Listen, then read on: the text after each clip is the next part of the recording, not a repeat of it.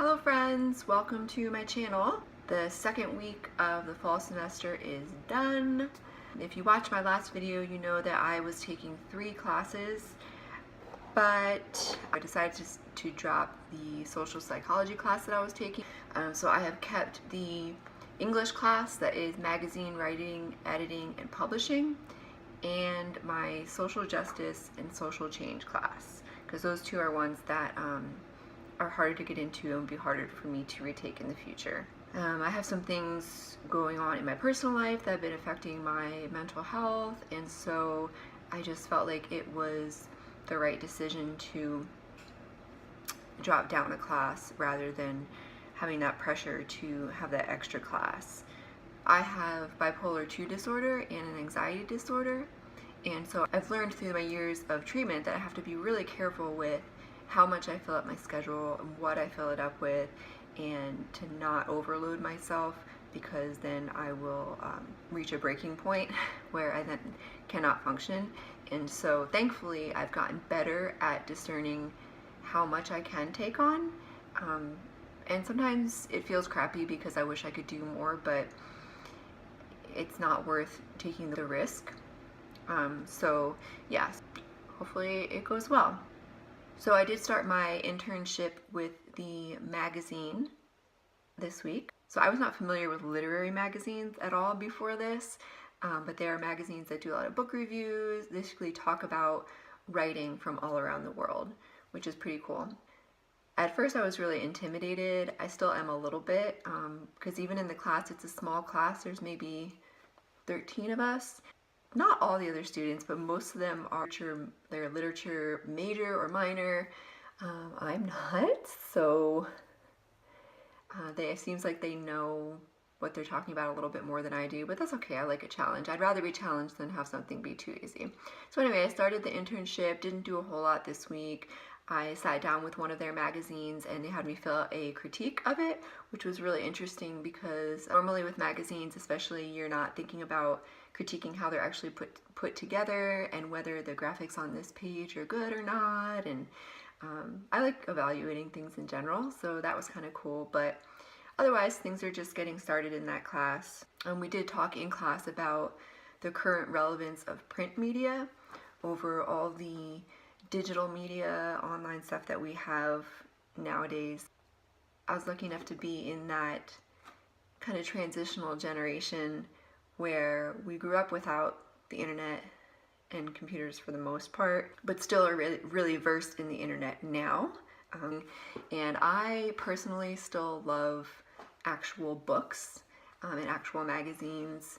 I understand the convenience of online things, and so for some stuff I'll utilize that, but there is something really special about an actual book.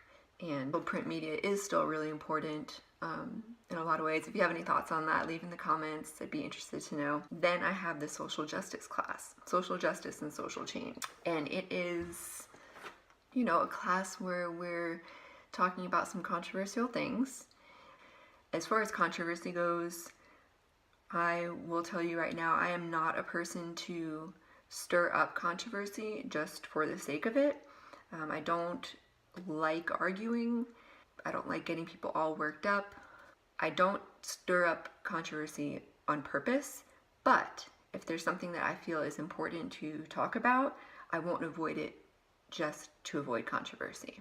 So just know that I'm coming at it from a place of these are important things to talk about, and I'm not going to get real deep into them. I'm just going to touch on them, and then we can continue the conversation in the comments if you would like to open up a dialogue and just start, because the more we have conversations with each other, the better off we all are.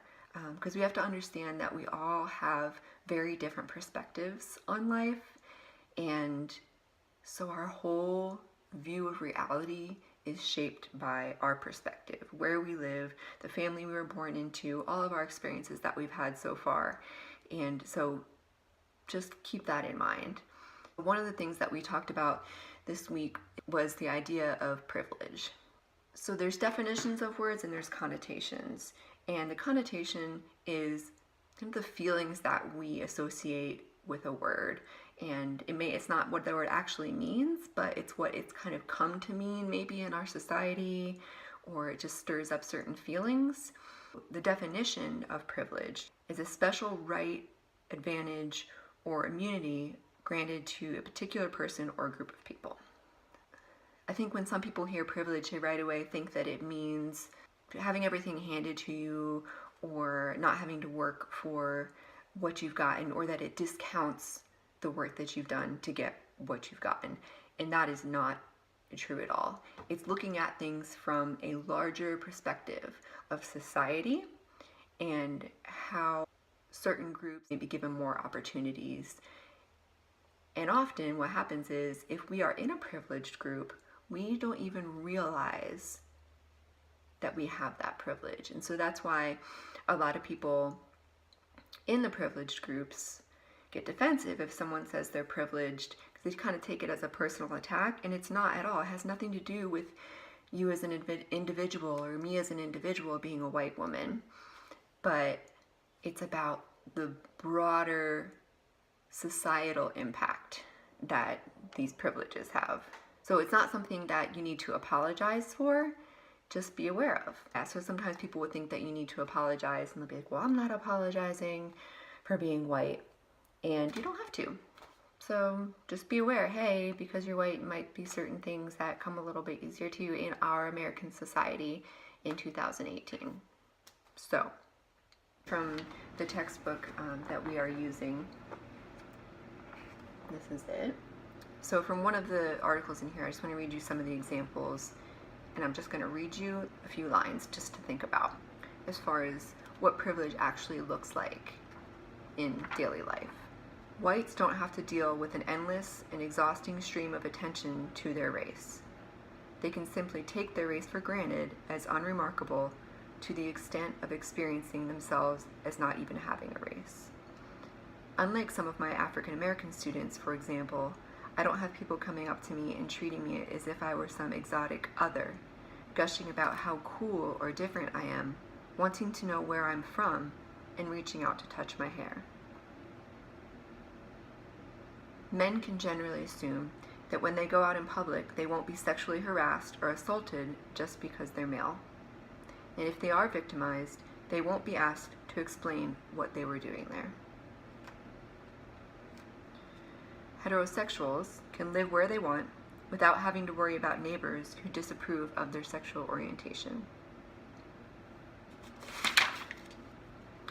Non-disabled people can assume that when they need to travel from one place to another, they will have access to buses, trains, airplanes, and other means of transportation.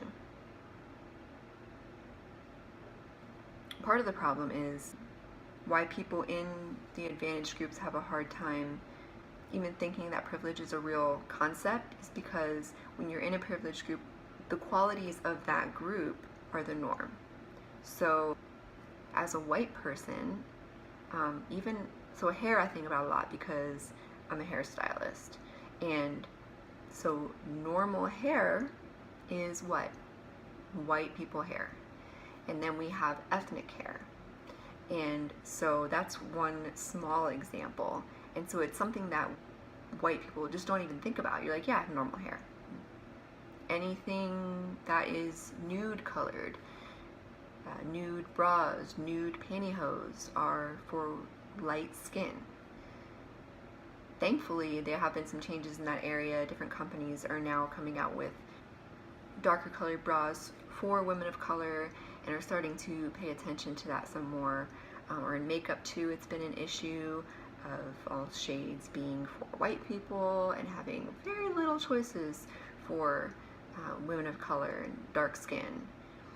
So think about it as far as disabled. You know, if you don't have someone close to you that maybe you're around and go places with, you might not even think about whether a place is wheelchair accessible. And that's not anything to your fault. That's not something you have to apologize for. But once you're made aware of it, you realize, oh, this is a big deal. This affects a lot of people. That's why it's important. It's important for each of us to think about both how we are advantaged and how we are disadvantaged, because almost all of us will fit into either side of that depending on the category.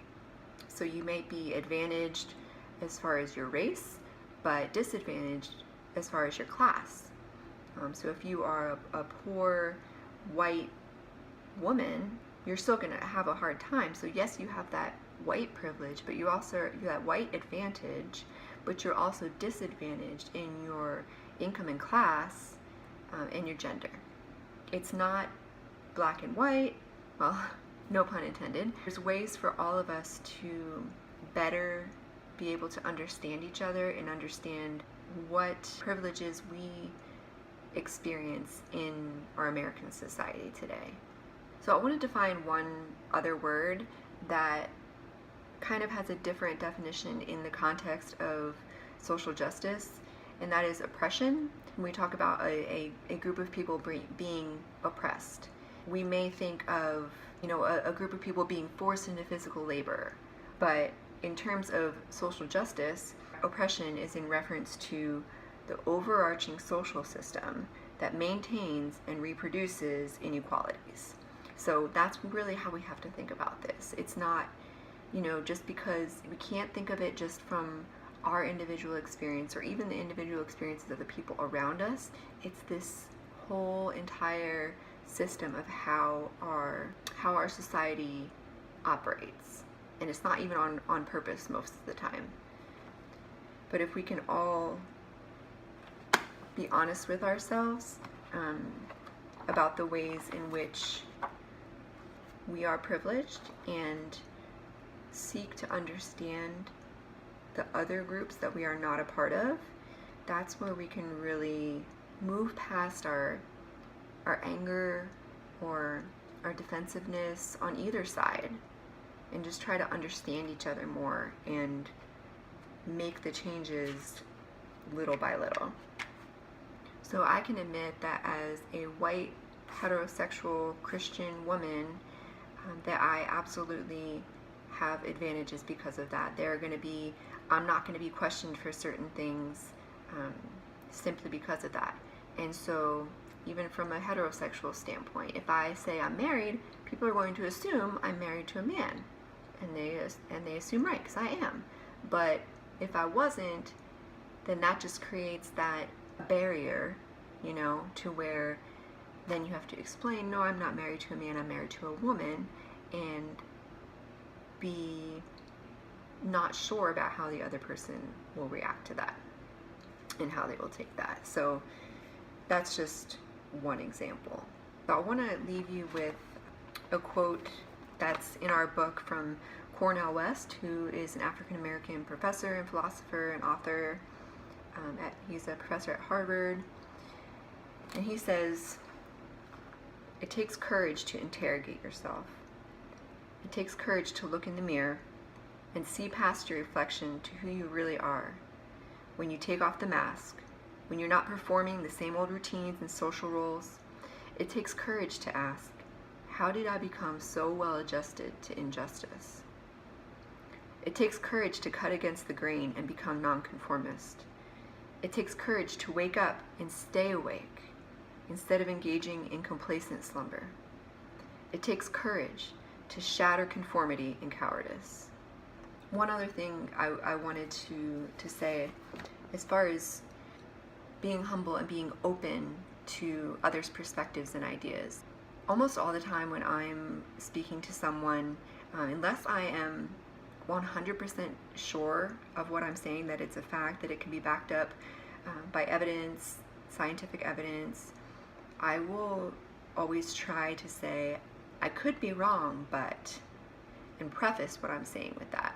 Because even if it's something that I see right now as being true and I've seen the evidence of it, from my perspective at this point in my life, I leave the possibility that I could be wrong. Even if it's not even about being wrong, but maybe there are just other perspectives that I'm not aware of yet. And so I leave that door open to hear counter evidence from the person that I'm talking to. So be careful when you are saying things that if they're your opinion, you're stating them as your opinion. That will help the dialogue with other people. So there are people that are not concerned with that at all, and I have learned to not engage with these people. If they are simply trying to convince everyone of their views and not interested in hearing anyone else's perspective or any new ideas, then it's not worth it for me, because I'm just going to end up getting angry and frustrated. I am always open to conversation that is genuine. It's not about changing each other's minds. It's about hearing and seeing a different perspective.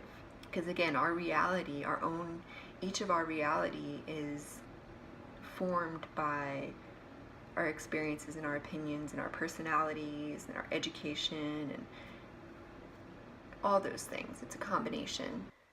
So there's obviously so much more that I could say about this subject. And in the future, maybe I'll do an entire video to expound upon it. But I just wanted to touch on a few ideas at least to get the conversation going. Again, like I said, I know it's controversial, but I believe it's very important. And so I'm going to talk about it because it needs to be talked about. And again, in a respectful way. I promise you that I will always aim to be respectful to all of you. If you comment, if we engage in a conversation about these subjects, I am not here to attack anyone or to get anyone worked out. That's not my aim, that's not my goal, it's not my intention at all, so know that from the beginning. But it's just to open conversations and maybe help some of you just have a different perspective. And I would love to hear from you if there's something that you want to share with me that might help give me a new perspective. I'm open to that as well. So let's just respect each other and work on expanding our understanding and growing, because there's always more to learn. There's always more ways to grow and develop ourselves. So let's not just close off ourselves in little boxes and put up walls around each other, because that just ends up hurting all of us, because we miss out on what we have to offer each other. So think about it like that, you know, we all have so much to offer, and if we keep up those walls, we miss out on everything that the others around us have to give us, and they miss out on what we have to give too. So, hope that wasn't too heavy for you all. I will be back again next week to tell you about the third week, and yeah, try and keep myself mentally healthy, physically healthy. Getting back on track with working out is always good too. So keep yourselves healthy and be kind to yourselves. And I will see you later. Thanks for watching. Mwah.